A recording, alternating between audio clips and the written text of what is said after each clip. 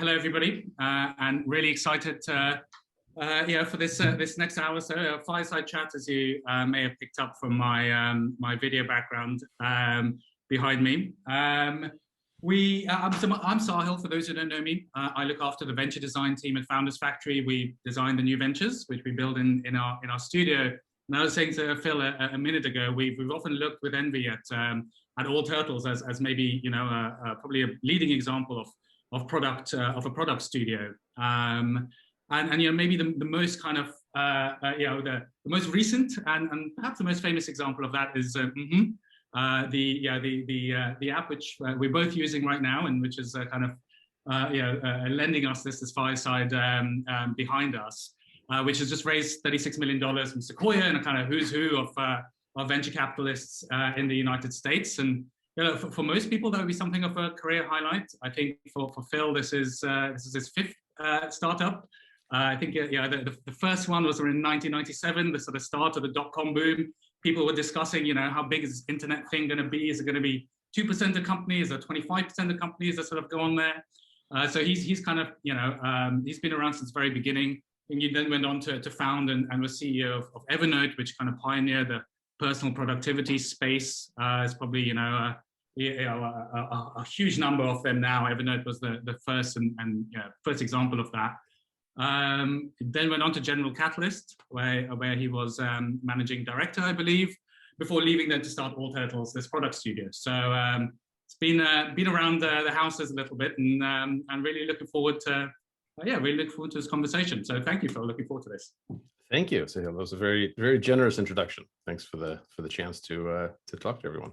Brilliant. Well, look, there's kind of a lot of places we could start, but might kind of start from the most recent or what you're working on now, which is and I think I was certainly quite the pace, the speed at which it was kind of released. It just felt like sort of a few days into lockdown was quite amazing, actually. Would love to kind of hear your sort of the story of what was the genesis of it, and also curious as to where it's headed, but maybe we can start there. Well, it started as a joke, and we started working on it in May. We're coming up on our 1-year anniversary, May 27th. So we're just about 11 months into it. And, we started working in it fully distributed. We all had to work from home starting in March of last year. And for the first few weeks, like it wasn't boring working from home because it was really terrifying. We were all scared. But after, by May, like the sheer day-to-day terror had like subsided, and what was left was just kind of the tedium. Everything was on video, everything was lame. And we were just goofing around. I just started, hacking around with things, got one of our engineers, Steve White, to, prototype some stuff, just really a way to show some photos in the background of Zoom calls. We just kind of went, it went from there. So we never intended to make it a real product or a real company, but every time I kind of used even early versions of it, in meetings, like people would smile, people would laugh. I think for many people, it may have been like the first time they did that in a meeting since the pandemic has started a few months ago. So there was just a big kind of emotional, psychological need for something that was fun and a little positive. And we realized pretty quickly that we're kind of onto something. I showed it to a friend of mine who, runs a pretty big company, just as a demo, just to kind of get his advice. I'm like, well, what do you think we should do with this? Like, should I make this a product? Should we raise money? And they tried to acquire us like immediately. And I was like, well, no, because it's just Steve. You would just be buying Steve. There's really literally like nothing else at this point. But we thought, okay, well, there's enough interest, there's enough demand. We love it ourselves, so let's go make it real. Amazing. And kind of what's the kind of the vision for it? You've raised not sort of insignificant sum of money. Curious as to kind of how you see that. Where do you kind of go from here, right? Sort of starts off as a bit of a joke, turns into something which is I'm not going to suggest it's serious. It's actually a really fun and enjoyable build product, but yeah, curious as to kind of where you see it going from here. Well, I think the what we're living through right now in the world is the biggest, it's the biggest time of change that I've ever lived through. Like this is, this is a more, a more transformational last year and next couple of years than ever. You mentioned in your introduction, my first company was in '97 when everyone was running around saying .com, and that felt like a very transformational age. But this is much bigger. This, like, what the pandemic did was it basically accelerated multiple technologies and social development, social trends that had already started, but it accelerated them by 10 years, within a year. So over the next couple of years, everything's going to change, and it's going to change around this very, I think, specific way. We think the big change that's happening is that everything is going hybrid. And I mean something specific by this. I mean, if you imagine all the life experiences, like everything we do at life, at work, whatever, and you kind of map them on this axis between in person and online, and then crossed with live to record it. So you kind of make this, consulting 2x2 of, live, recorded, in person, and online.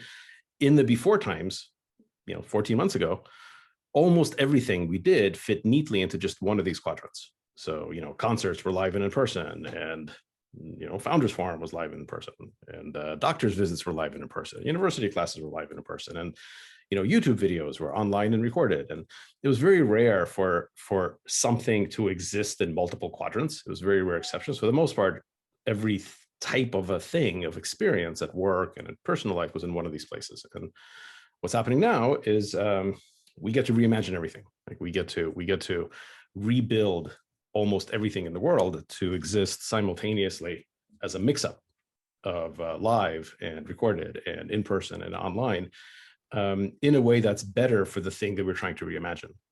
So, for example, university classes, right? Like, can you deliver a more effective education if you weren't forcing people to always be in the same room in person, but you spread it out? Sometimes you would listen to things asynchronously pre-recorded online. Sometimes you would have discussions synchronously in real time online. Sometimes you would get together in person. These things don't have to happen necessarily during the same day or the same mixture for all people.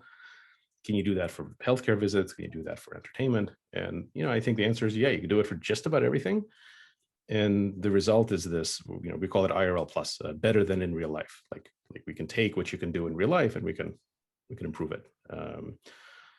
Which is basically another way of saying that, like, we all spend the past 14 months living on video because we were forced to be. Like, we had no choice, most of us.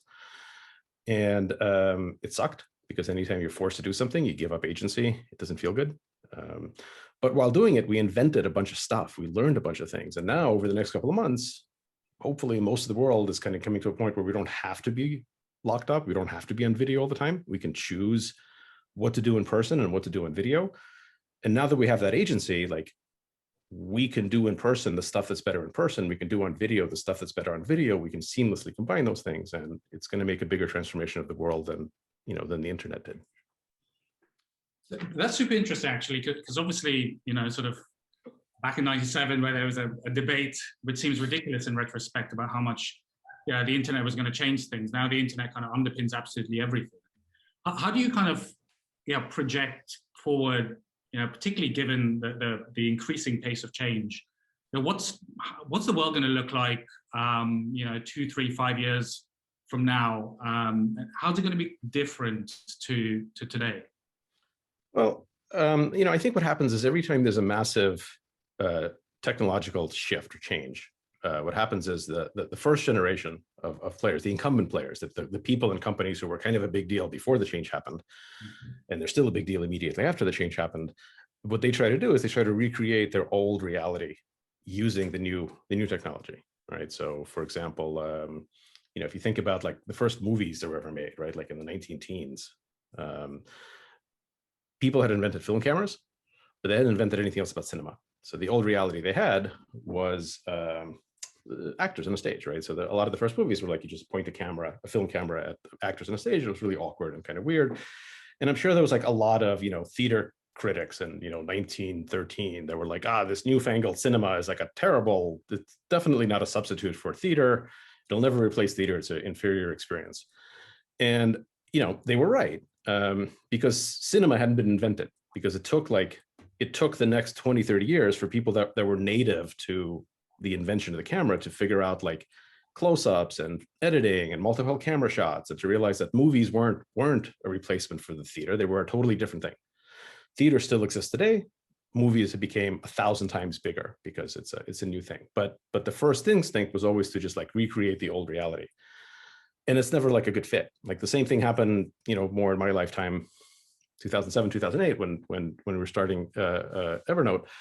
The big change was smartphones. A lot of people had smartphones, but the incumbent players were like, well, okay, no one really knows what smartphone experiences are going to be like, but the incumbent players, say like Microsoft, said like, well, okay, we know what PC software is like. PC software is like, Microsoft Word. And a smartphone is just like a small PC. So, maybe smartphone apps should be, small versions of Microsoft Word. And they were for a while, and it sucked. And it wasn't until like the second generation came along of, Evernote and Uber and Dropbox and Airbnb that like invented what you could do with smartphones. And it turns out it wasn't a replacement for PCs at all. It was an entirely different thing. And it became 100 times bigger than PCs. And then now what's happening is exactly the same thing. The platform shift is video. Like a lot of people have figured out like now we can get video working pretty well. And not just video at a distance, but also like having things be asynchronous, pre-recorded, streaming, like all that stuff kind of works. But the first generation thinking, the incumbent players are trying to recreate the old reality. They're saying like, well, okay, what was the old reality? The old reality was meetings. So what were meetings? Okay, well, meetings were a bunch of boring people who were pretty tired because they just sat in traffic for 2 hours to get to this meeting, and they're sitting in a boring room talking about some boring subjects for an hour. But now, temporarily, they can't all be in the same room because of COVID. So how do we get as close as possible to a bunch of boring, tired people sitting in a boring room talking about something boring for an hour, but on a computer? And like, yeah, and therefore you have the first generation, video stuff. And obviously that's not what it's going to be like, right? It's going to take, again, people like us and lots of other companies to say, well, the future of what you can do with video, with remixing reality, is not trying to recreate meetings. We don't need meetings. We never needed. I mean, we didn't need many of them in the first place. They're still going to be around, but they'll be a much smaller thing. And this new thing is much bigger. What's it going to look like? Well, we're just getting glimpses of it. I think we're figuring it out. But like the only thing we know for sure is that it's not going to look anything like this. It's not going to look like what people are seeing this. It's not going to be like us in separate boxes, having a synchronous conversation. Like this is still going to happen, but it's going to be a very small minority use case. Everything else is going to be a complete reimagining. Very, very interesting. And we've had sort of similar conversations, and you can see that across so many products. Collaboration software, which we sort of tries to recreate a kind of whiteboard. It just happens to be in the digital space and so on. And it's exciting because it feels like we're kind of just getting started in a whole number of respects. Just really curious quickly as to sort of how you see, and what it brings to the experience. So obviously there's a kind of like fun and joyful element. You just kind of switched into, old worldy kind of, people smile more, I think, using I think that's be curious as to sort of to what degree that's kind of core to the experience.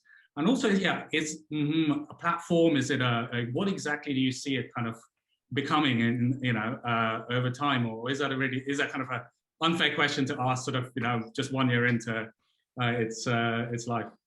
Yeah, I mean, as two actually really really good questions. The fun aspect of it, is absolutely is absolutely core. This is we have an explicit philosophy about this. It's a word that we stole. It's a concept that we stole from Bizstone, one of our investors, a co-founder of Twitter.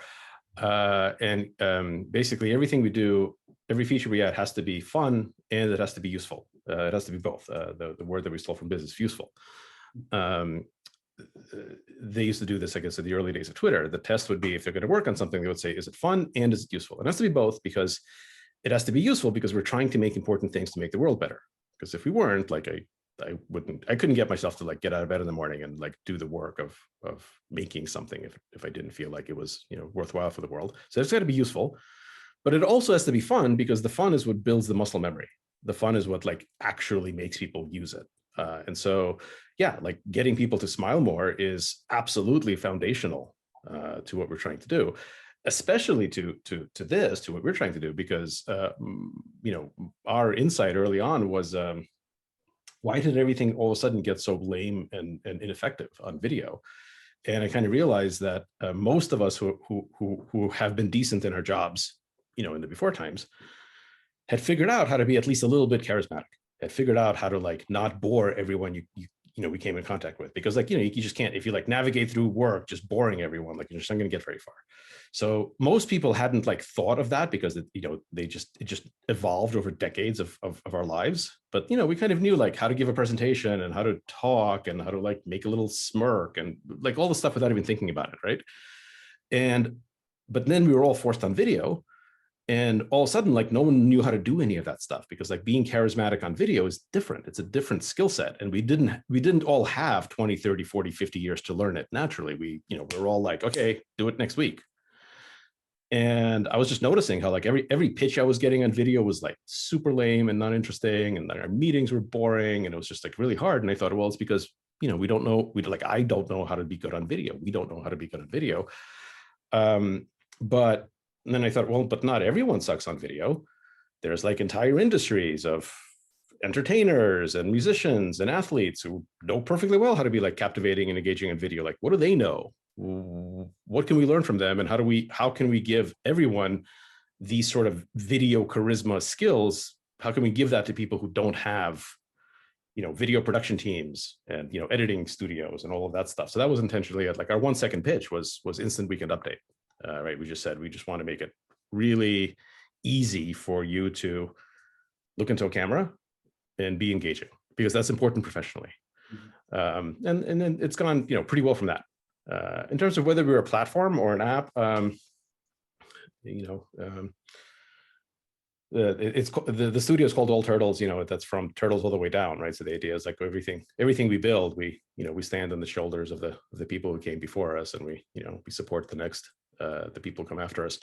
And so all of technology is a stack of platforms, and like adding new layers to that, like what starts out as an application often becomes a platform. So, you know, is Zoom a platform or an application? Well, 2 years ago, it was definitely an application, and the platform was AWS or whatever Zoom runs on. Now, arguably, Zoom is a platform. AWS is like also a platform, but then like stuff like us is an application. But in the near future, you know, is a platform or an application? Well, right now we're an application, but we're coming out with an API. So like someone's going to make for dentists. Like, is that an application on top of Zoom? Yeah, like whenever there's this big social change, technological change, like we saw with .com and like we saw with mobile, there's a giant, you know, feeding frenzy, and like no one knows what's a platform, what's an application. No one knows who's a competitor, who's a partner. It's, you know, it's all just, there's a lot of churn, and then it takes a couple of years to figure it out. So we'll see where it all lands. It's super interesting. And you know, on the first point, I was speaking to a psychologist recently, and we've all had this experience of spending all day on Zoom and you feel completely exhausted by the end of it. And his explanation for that is there's a part of your brain which is very used to kind of subconscious cues, which you pick up on in sort of like face-to-face interaction, and that's completely missing when it comes to Zoom, unless you kind of you get to the sort of the heart emojis and so on, where you can use technology to kind of fill in the gaps a little bit and just make the experience better and a bit more human. It's really but not trying to make it the same. Right? I think it's a complete dead end to try to make a video experience the same as in real life, and it's a dead end to even try to make it closer to real life. Like, the point is not to get deeper and deeper into the uncanny valley. The point is to jump over the uncanny valley and make the video experience something different, but something amazing, and something that in some ways is better. So yeah, like the heart emoji, this is big hands mode. So like, yeah, if I like the next time I'm meeting with someone in person, like not on video, which is going to be pretty soon, because I got my second vaccine shot 2 weeks ago. So like as of tomorrow, I'm fully vaccinated, taking my first trip. I'm going to eat at a restaurant and get my hair cut and so on. So at some point I'm going to actually meet with someone in person. That hasn't happened in 14 months. And, and if I do that next time I have like a meeting and I want to like show that I agree with someone and I give them a thumbs up and like, I just get my like puny, bony human thumb, I'm going to be like, hey, what the hell? Because like, it turns out I never want to see like bony, puny Phil thumb. I always want, big Hulk thumb when I do a thumbs up. But like, that's not going to work, not on Zoom. Or, the next time if I'm, saying thank you or something, right? Like I want this. I don't want this to not happen. It's a bit of a trivial example. There's many other things that you can do in video that you couldn't do before that are like legit superpowers that are really meaningful. But it's also important to have stuff like this because it just like gets you into the mindset where like you're not trying to duplicate the old reality. You're trying to make a better new reality that will coexist with the old reality. And you'll be in the old reality when you need to be, and you'll be in the new reality when you need to be, and you'll choose which one to be, and based on which is better for you right now. Yeah, interesting times. I'm super interested. To sort of change gears a little bit, but still kind of on the topic of kind of the times we're living through. I think All Turtles has been a distributed team for a little while now. Am I right in saying that?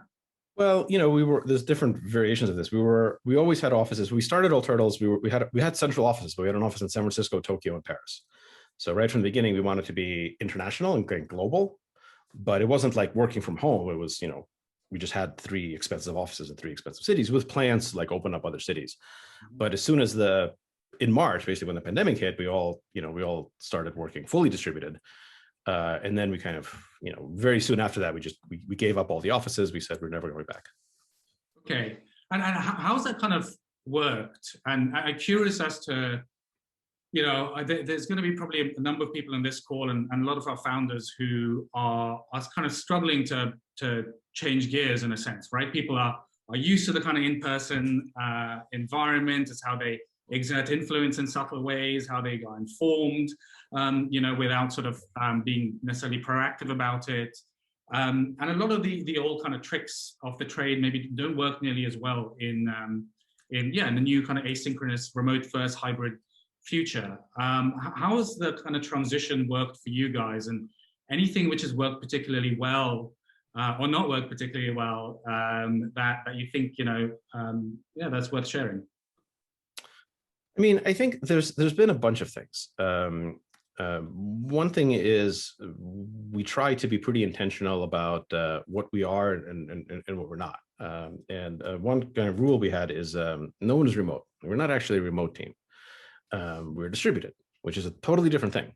And it pays to like it. I'm not trying to like be super precise with the language, but it pays to like meditate on the difference between them. Distributed, remote is this, right? Remote is like, other people are having fun and hanging out in the office, but you're not. Like you're remote. Like remote is fundamentally a disadvantage. It is always a second class citizen. We're not remote. We're distributed. When you're distributed, no one is remote. Right, because we're leaning into this idea that we're fully distributed, and the way that we do that is I think like most people have this is a very natural kind of human reaction is the portion of our brains that thinks about like negative things and risks is like more powerful, older, more established than the part of our brains that thinks about opportunities. So almost always, whenever there's like change, people fear it, people resist it, and they immediately think about all of the problems that it creates and how to mitigate those problems. And so 99%, really, like literally, probably, I mean, I haven't quantified it, but it feels like 99%, maybe closer to 100, of all the conversation that I've heard in the past few months about distributed is entirely negative. It's couched, even people who are saying that we're going to do it, it's couched in the negative. It's couched as remote, and then it's couched as well, but like but like it's not as good as being in person for mentorship. So how are we going to deal with that? And then how are we going to deal with people not seeing each other? And isn't this going to be harder? And isn't that going to be harder? So it's like it's all like the problem solving, and the problem solving is like important and interesting, but it can't be 100% of what you think about. In fact, it probably shouldn't even be 50% of what you think about. So what we try to do is we try to focus on the superpowers that we have by being distributed. What are the things that we could never do before? that we can do now that are so foundationally important that we are never giving them up. Like you will never take these new superpowers away from me and from any of us. And they're worth fighting for, and they're worth problem solving for. And we focus on what the superpowers are, and we know why we want to stay distributed. Then it's just a matter of, okay, now we have to solve some problems and we have to figure out how. But the how is much easier to get to once you kind of understand why, that this is a positive thing. We're doing this not because we have to. We don't have to. We don't have to be distributed. We're doing it because we want to, because it gives us amazing, crazy superpowers that we're not giving up. And I don't see this much in the conversation, but I think it's kind of sorely missing. You know, and the superpowers are obvious, right? Like an easy one is just, you know, 0% of my team members waste, you know, any time during the day commuting. 0%. No one in the company spends, you know, 2 hours a day sitting in traffic. That's never happened before, and I'm never giving that up. I mean, just that, and that's like a minor superpower, but just that is world changing, right? Like imagine if somehow, like in my company, like magically, you know, Harry Potter style, like no one ever had to commute before. We spent the past 10 years like not commuting, and then, you know, tomorrow I come into the office. So this is an alternate reality where, you know, there's no pandemic. They say, hey everyone, gather around. I have a CEO idea. I'm going to need each of you to waste 2 hours every day sitting in traffic. And like, yes, I know it's not productive because you can't get any work done. And yes, I know that you're not spending that time with your friends or family. And yes, it's pretty unhealthy. And yes, it's terrible for the environment. But 2 hours a day, all of you sitting in traffic from now on, let's go. Right? Like the board would be like, CEOs gone crazy. Would be fired immediately. But, you know, that's what companies are asking people to do when they're like, oh, let's all head back to the office. Like, well, obviously some people have to because you have to do the work in person, but like, it ought to be criminal to force a software engineer or designer to sit 2 hours in traffic every day. Why the hell would you do that? Why would you give up this new superpower? Oh, because, you know, oh, but this is harder and that's harder. Well, yeah, they are. So now let's figure out how to fix them. When we know why we're like, we know what we're fighting for. We know what the superpowers are. And again, the traffic one is like minor compared to the rest of them. You know, every CEO of any reasonably successful company will whine endlessly. I've done it myself. About how the hardest thing is always hiring really brilliant people and keeping brilliant people. Like this is what you're supposed to say. They teach you this in CEO school. Whenever anyone asks what's the hardest part, you always say, "Oh, it's always hiring and, you know, and it's always recruiting and retaining really brilliant people." That's like, you have to say that. It's legally required. If you're a CEO, anyone asks you, you have to say it's the people, and it's true most of the time. Okay, granted, true. New superpower. I am never again writing a job description that says looking for a machine learning engineer in San Francisco, looking for a graphic designer like in London. Never saying that again. 100% of our job descriptions now, and we've got like 30 of them open, they all say global. Why would I ever give that up? I've just expanded the top of the funnel for brilliant, you know, candidates by 10,000x, something like that, over putting a geographic description. Here, me and all of my, you know, other CEOs have been whining for decades about how the hardest part is recruiting people. We've been granted this amazing, perfect solution to how to make that infinitely easier. And we're like, nah, we still want to go back to the office. Okay. And again, and even that's not the biggest one. There's other superpowers that are even bigger, but I would like, most important thing is like, rather than saying this is a temporary thing and we're doing it because we have to, and we can't wait to go back to the way things were, think about, well, if what are the amazing new powers that we have? How is our lives and our world much better if we embrace this? And then how do we problem solve? And then of course, some companies will still have to decide to go back to the office because some of them have to, because, you know, the work they do requires it. Many more will do it just because, you know, they're dumb, but that's fine. It'll, you know, the world will shake itself out and we'll see where things land. That's a really powerful way of framing it, actually, where, you know, the status quo kind of feels a little bit absurd when you kind of paint that picture. And look, people are right now, like we've all been traumatized by being forced to not see each other, to sit at home. Of course, it feels terrible. Everything feels terrible if you're forced to do it. Like obviously, and of course, people are going to go through over the next couple of months this like amazing freedom. Like, oh, I can't wait to like, to go back to the office because, I want to see people again. And I'm so tired of sitting at home and not going anywhere. Well, yeah, right. Because you were forced to. And by the way, like being a distributed team doesn't mean you sit at home. Like, in fact, I'm quite looking forward to like going to restaurants and traveling. What I'm not looking forward to is like sitting in traffic for 2 hours so that I could get to a big room and wear headphones, so that other people don't disturb me like that. That I'm not looking forward to. But even that, like, yeah, maybe I'll do that once in a while. But like that, as soon as we transition from doing something because we're forced to do it to picking and choosing and having agency about, oh, I want to do this thing like this and I want to do this thing like this, it completely changes everything, right? Like a few years ago, this was a thing that people used to ask me a lot about, was, I got into fasting, right? I started to like take health a little bit more seriously. I lost a bunch of weight, got into fasting. Then I don't normally talk about it much because, we don't have any fasting related products. So it's not useful for me. But some people, when they ask me about this, are like, oh man, isn't that like terrible? Like you're you're starving. And I'm like, well, no, because like the intentionality matters a lot. Like there is a world of difference between not eating when I decide I don't want to eat and having the full power to eat whenever I want and deciding what feels right and what doesn't, and like not having enough food. Like not having enough food is a horrible thing that needs to be eradicated from the world. Like nothing could be further than that, than having the agency of basically just like choosing. They're totally disconnected. And like the giant bridge like that, between them is the agency, is the intentionality. So yes, like I completely acknowledge that being in video because you had to be, because we all had to work from home, was a terrible thing. Over the next few months, sure, like let's figure out how to rebalance it. But I am 100% convinced that a lot of people, us included, and all of our companies are just going to be like, yeah, well, okay, let's take the lessons we learned of what really works and the new superpowers and lean into them because we do it because we want to. Yeah, I mean, we're yet to experience remote work when life is back to normal. Right? Yeah. The best is kind of yet to come in so many respects. We've yet to distribute, most of us, 99% of the population has not experienced distributed work by choice. Yeah. They've only experienced remote work that's been forced on them. And like those two things have nothing in common.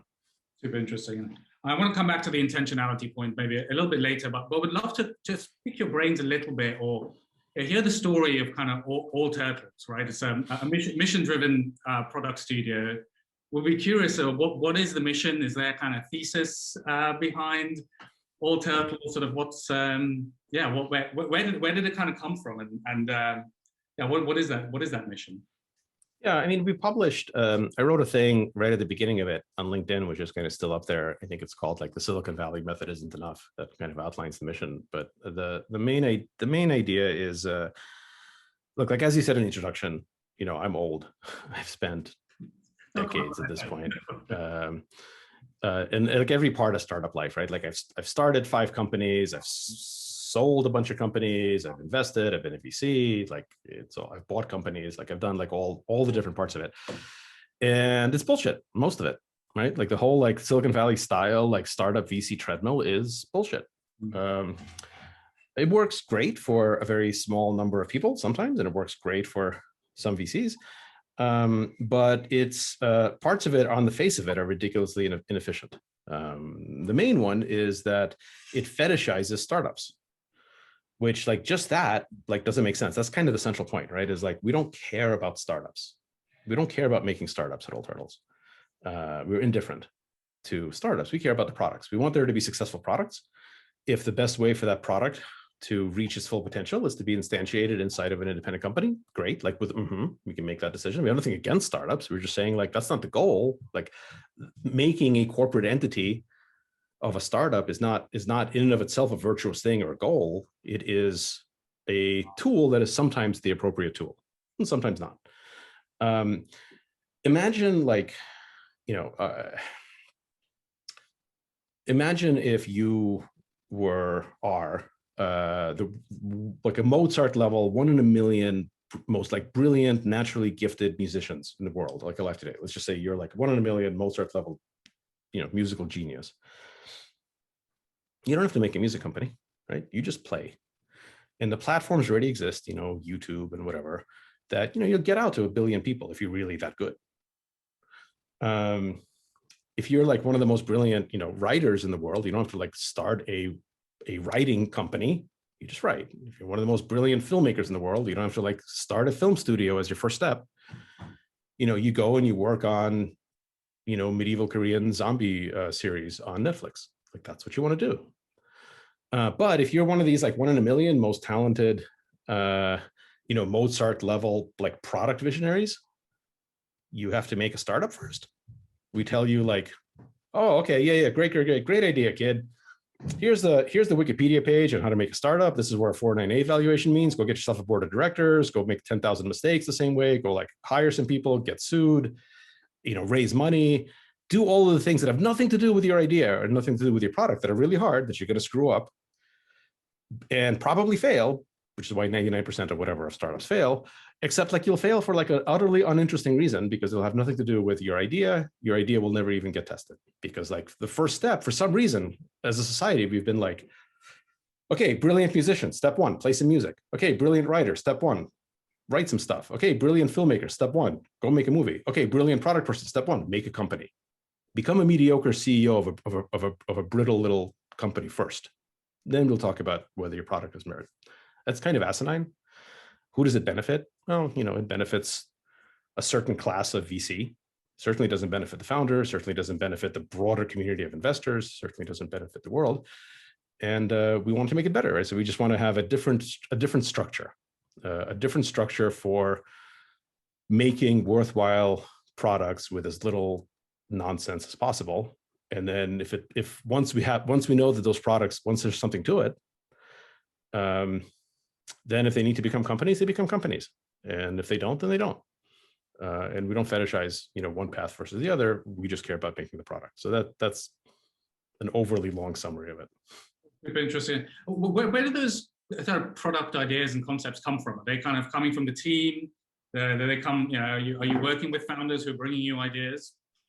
Yeah, I mean, a little of everything. Ideas, like one thing that I think a lot of people who've like kind of in the industry, know is that ideas are not that useful or valuable, meaning that there's just so many good ideas.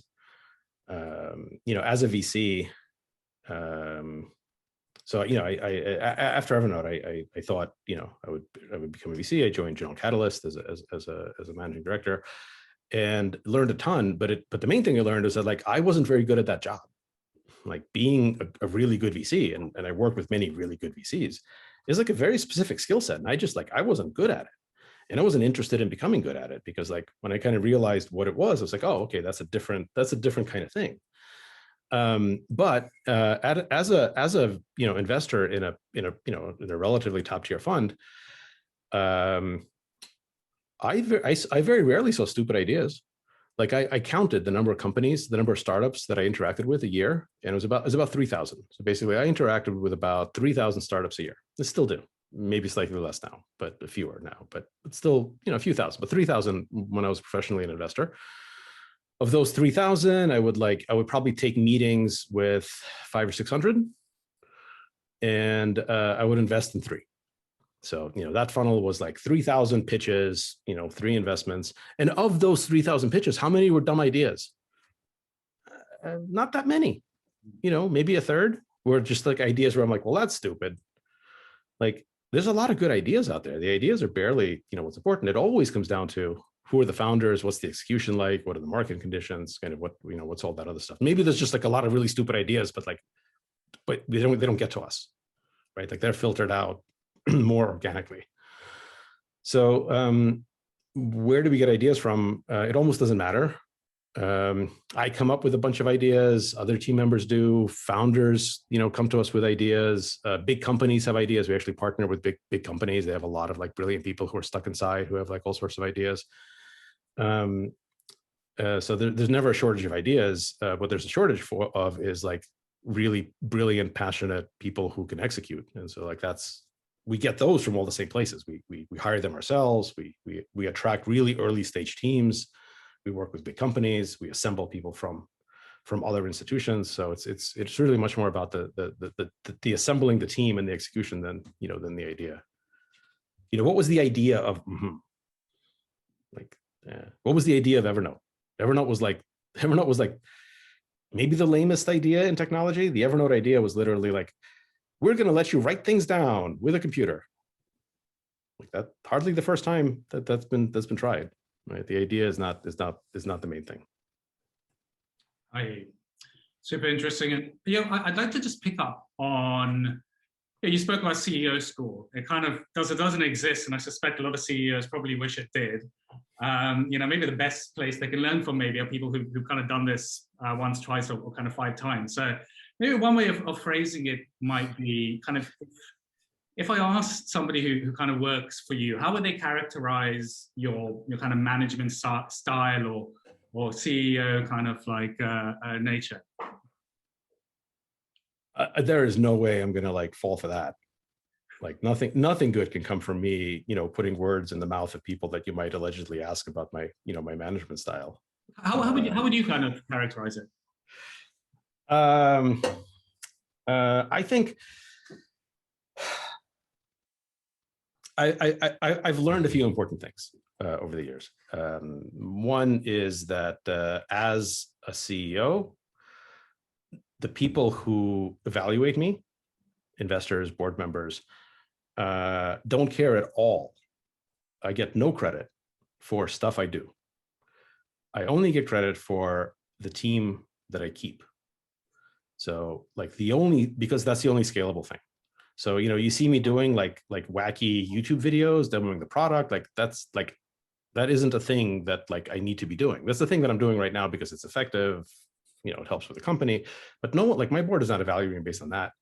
It's not evaluating based on how witty I am or how good any of this stuff is. It's evaluating exclusively on how impressive and effective are the people that I'm like assembling and managing to keep around are.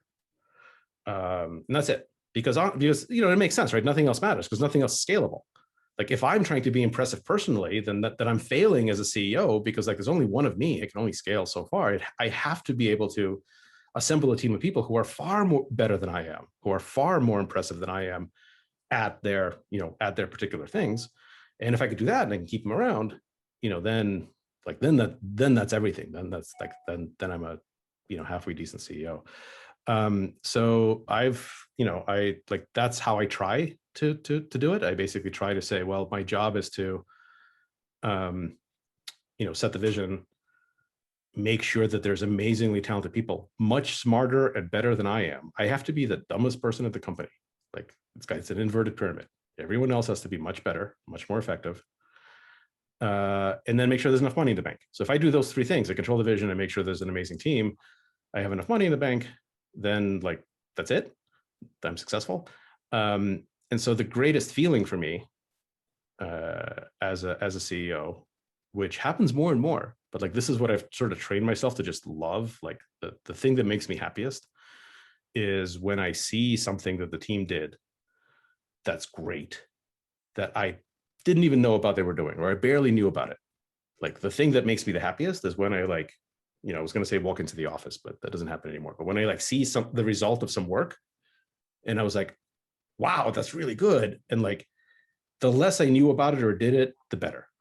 Because like the ultimate scalable thing is like, every day I like look on Slack and I just see this amazing stuff and I didn't ask for it to be done. I didn't know it was being worked on. It just happened.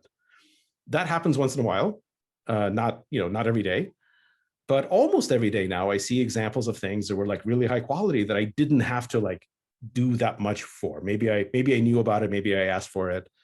And then the worst thing is like, if I have to like do stuff myself, not because I don't like doing it, I do. I actually find it I find it therapeutic to do stuff myself. So I occasionally I'll write stuff, I'll do stuff myself, I'll make videos. That's more of a way of like staying sane. I find that very pleasurable, but that's not being a CEO. That's not being good at my job. Being good at my job is like, working myself out of a job. Yeah, I think that's great advice. We'll turn over to questions in just a minute, but maybe one last question before we do.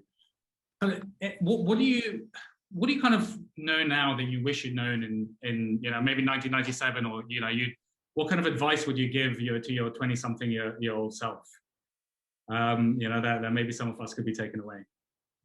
Like if I had a time machine or something? Yeah. If I had a time machine, I'd go back to my 20-year-old self and I'd be like, dude, don't worry about anything. It's all going to be okay. Because in 30 years, you're going to have a time machine. So like, the rest of this doesn't matter. I think I would have had a much more relaxed next 30 years at that point, I think. Yeah. Really quickly then, and you mentioned intentionality, and the career path that you've kind of had, quite a kind of varied one in a sense. So kind of intentionality versus serendipity with these things. How have you kind of balanced that?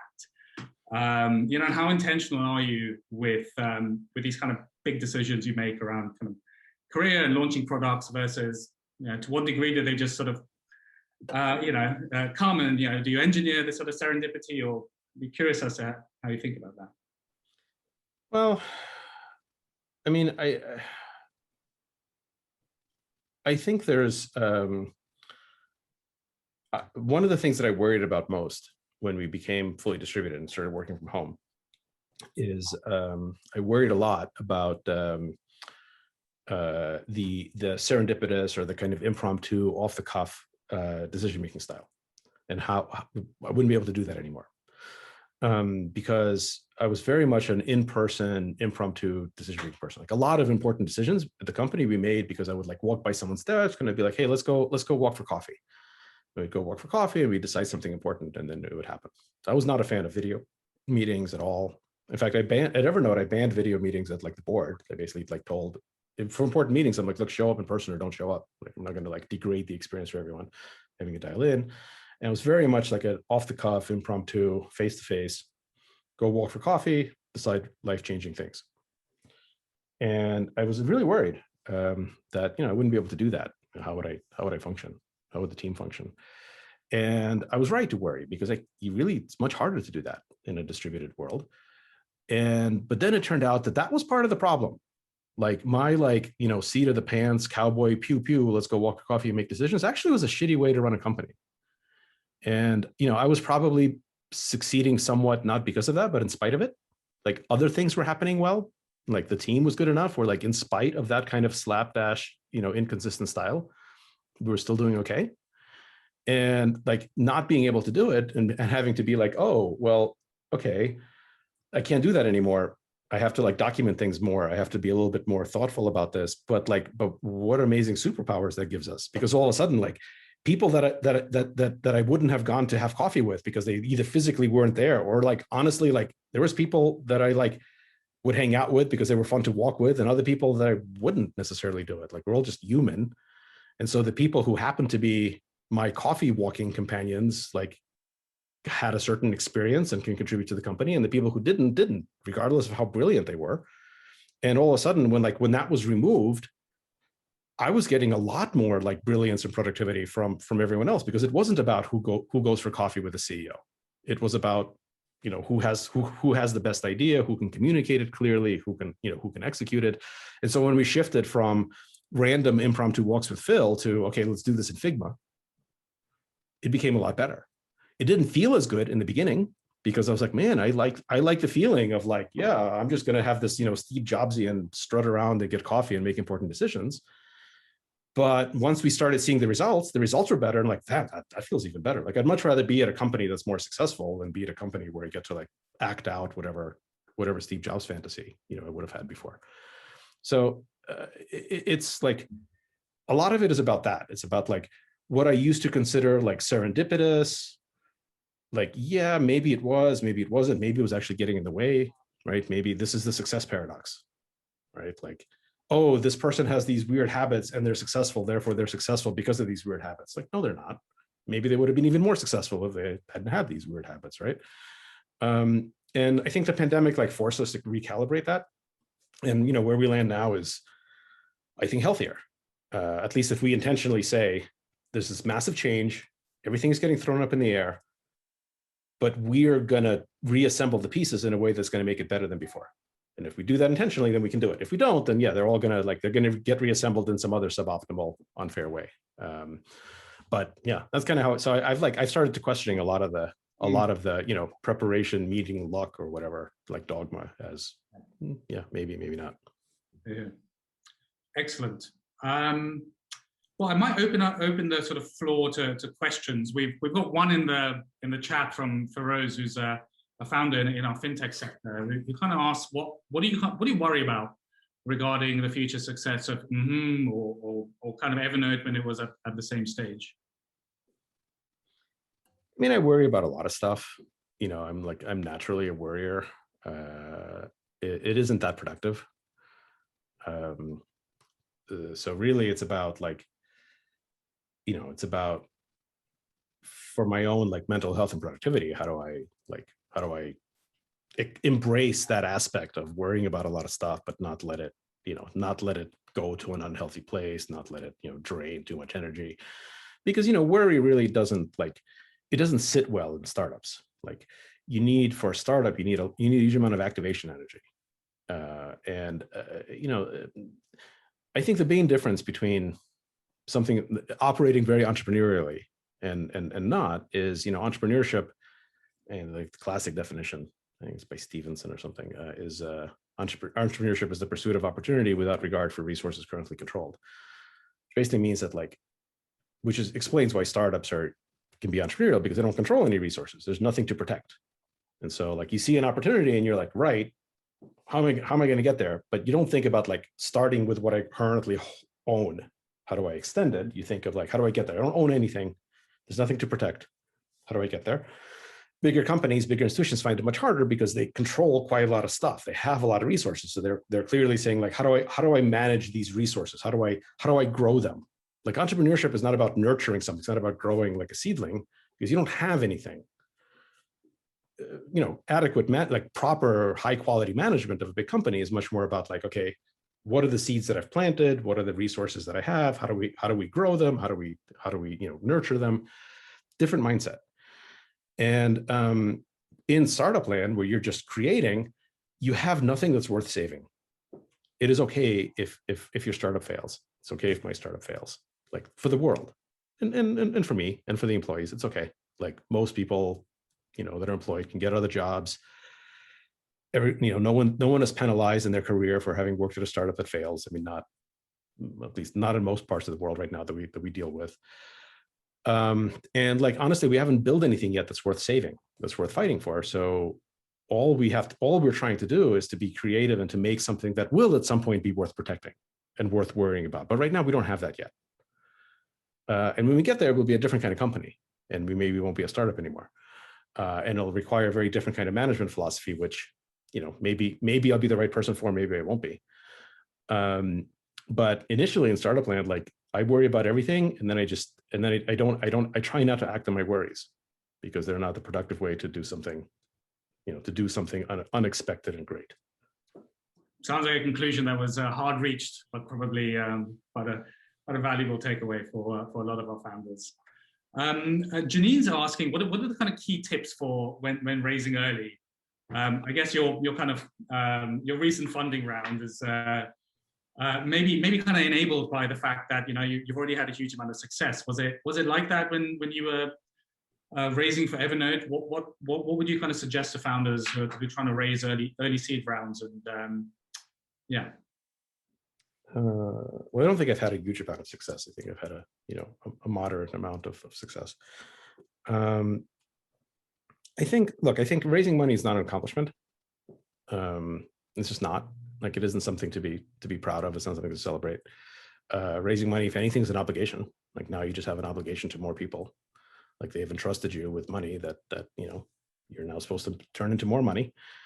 So I definitely try to stay away from and encourage others to stay away from this culture that sees fundraising as some kind of a goal or something to be celebrated, because it isn't. It's an important step sometimes for certain types of ways that you want to pursue ideas. It's an important step, but it's not in and of itself success. We don't want to fetishize fundraising. This fetishizing fundraising comes from the same place as fetishizing startups. It's a very VC, every round getting marked up mentality. It's not actually good for founders.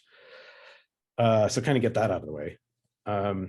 In terms of raising, yeah, I mean, was the fastest fundraise I've ever seen or been involved with. It took a few days. Literally, I think from when I first talked to Roelof to when we had the seed round term sheet, it was 3 days. I texted him, hey, I made a thing. I want to show it to you. I'm not sure what to do with it yet. Do you want to take a look? Jumped on a Zoom call, showed, gave him a very quick demo. He was like, oh, this is really cool. Yeah, you should totally raise money for this. Come talk to my other partners. I said, okay. He set up a meeting 2 days later. I thought it was going to be like 2 or 3 other partners. I zoomed into it. It was like the entire partnership. It was like 30 of them. I did the demo. I don't have a pitch deck. I did the demo. They gave me a term sheet. And then the A round came around just about as fast a few months later. And Evernote was the exact opposite. At Evernote, I spoke to several hundred investors before we got money. No one in Silicon Valley invested in us at Evernote in the beginning. Sequoia did eventually, but that was already the B round. Stepan and I funded a lot of it ourselves. Plus, we had like literally friends and family. It was my third company. It was like Stepan's third or fourth company. So we were lucky in that we were able to get some cash around. But they had hundreds of VC meetings. It took forever. I literally raised money at Evernote in Kazan, which is in Tatarstan. That's where tartar sauce comes from. Because there weren't people on Sand Hill Road giving us money. I think but then it got easier. Then like after we actually had some traction, then it became vastly easy. So like I think the first like $5 million at Evernote took like 95% of the effort, and then like the other 400 million that I raised in the next few years took like 5% of the effort. I think the sweet spot, if you can do it, and the reason that like went fast, and that Evernote went really fast after it went really slow, like after we kind of got to this inflection point, is there's really kind of two things, and usually you can't do this. I've been fortunate enough to be able to do this twice, because other things I've raised money for didn't have these two things, so they took much longer. Like All Turtles. All Turtles wasn't very fast at all. The two things are, you want the investors to see the potential, the big picture potential, and find it plausible. So like when I was doing the jazz hands, the VCs looking at it were like, okay, yeah, I can see how this is a multi-trillion-dollar industry. Like they don't have to think it's definitely going to happen, but they can see the potential of this entire rewrite of the world, everything being hybrid. They understand, they think it's plausible. Combined with, they all want to use the product today. All of them. Every single person I showed it to early on was like, when can I get that? I want to use that right now. I want to use it with my kids. I want to use it with my portfolio companies. I want it for myself. I want to use this right now for myself. And when you like have the Venn diagram intersection of that, like they can understand the potential. They don't have to like super believe it, because again, at early stage, no one is investing because they think it's likely to be true. They're investing because it might be really true, and they think it's a shot worth taking. So they see the potential, but they also like they don't have to imagine who would use it. They would use it. They would use it themselves. They want to use it right now. We had the same thing at Evernote once we actually had like a shipped product and the iPhone version. Once we were demoing it, we were demoing how like, yeah, you put this on your Mac and now you can look at it on your phone and you can take a picture of a business card and you can search for it by name. All of the VCs were like, yeah, they either already were using it or they wanted to use it. And so like the problem with Evernote was they always wanted to use it, but they couldn't see the potential at first because we sucked at describing it and we didn't have any stats. But once we kind of got both of those circles and the Venn diagram intersection came into focus, then it went fast. And with it came into focus much faster because, the potential is easier to see and everyone wanted to use it. So I think if you have that, that's the cheat code. Unfortunately, like most companies, people don't have that, right? Because like, again, if you're selling dog food, like unless you're pitching to dogs, like they're not going to be like, rough, right? Like it's not for them. They're gonna have to imagine something. So, unless you happen to be making a product that like VCs are the target audience, which, for and for Evernote, they kind of both were, you can't avail yourself of this cheat code. Super interesting. Phil, feels like we could keep talking for a while longer, but I think we've come to the end of our allotted time. I think there's a few more questions in the chat as well, but perhaps perhaps we can come back to this at another time. Maybe when you're on to you're the 6th, 7th, 8th, or 9th startup, maybe earlier. But just hopefully not. I like every job I've ever had. I've really wanted it to be the last thing I do. Right. I really never thought I'd do anything after Evernote. I thought Evernote would be my life's work. I left Evernote. I joined General Catalyst. I thought being a VC was going to be it. That was going to take me into retirement. That was going to be my life's work. And then All Turtles. I certainly wasn't even looking to start. Again, that was a joke. I mean, joke was kind of on us, by us, but so yeah, I appreciate what you're trying to say. I hope there is not a startup number 6, 7, and 8, because It's kind of exhausting. Thank heavens for the, for people who can't help but build, right? The world would be a much poorer place without them. So, really appreciate you spending your time with us. Thank you. Really excited to see what you do next with, and thank you again.